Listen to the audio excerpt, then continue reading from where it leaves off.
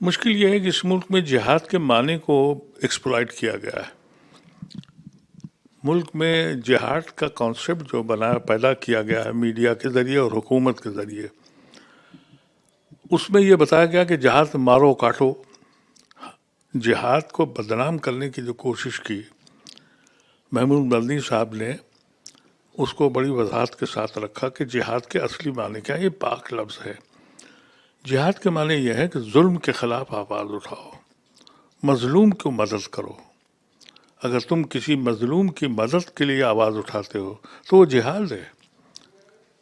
تو یہ الفاظ جو ان کے منہ میں، اس کے الفاظ کو توڑ پھوڑ کے پیش کیا گیا، یہ بہت غلط ہے. اور میں سمجھتا ہوں کہ محمود مدنی صاحب نے پہلی بار یہ بات سامنے رکھی ہے. علماء کرام کو یہ کام پہلے کرنا چاہیے تھا. یہ بتائیں تو ہمارے ہندو بھائیوں کو اور ہندوستان کے شہریوں کو کہ جہاد ایک پاک اور صاف لفظ ہے. بالکل ایسے ہی ناانصافی کے خلاف لڑنا جو ہے جہاد ہے.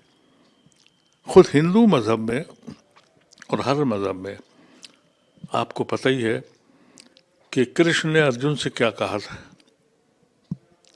کہا کہ ان کو مارو، ان کو روکو.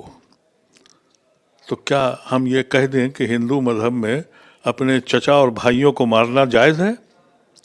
ہم نے تو کبھی یہ نہیں کہا.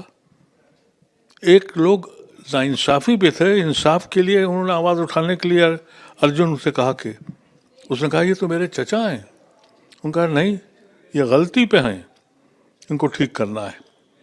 یہ ہوتا ہے جہاد. تو کبھی یہ جو لوگ الزام لگاتے ہیں، آپ ان سے پوچھئے کہ بھئی تم اگر ہمارے اوپر الزام لگا رہے ہو تو تم کو یہ بھی بتانا پڑے گا کہ کرشن نے کیا کہا تھا.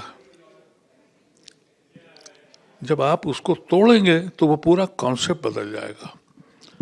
یہ جہاد کو جس طرح سے ہندوستان میں پھیلایا گیا، لفظ جہاد، لینڈ جہاد، جانے کتنے جہاد پیدا کر دیے ان لوگوں نے جن کو جہاد کے معنی بھی نہیں معلوم ہے.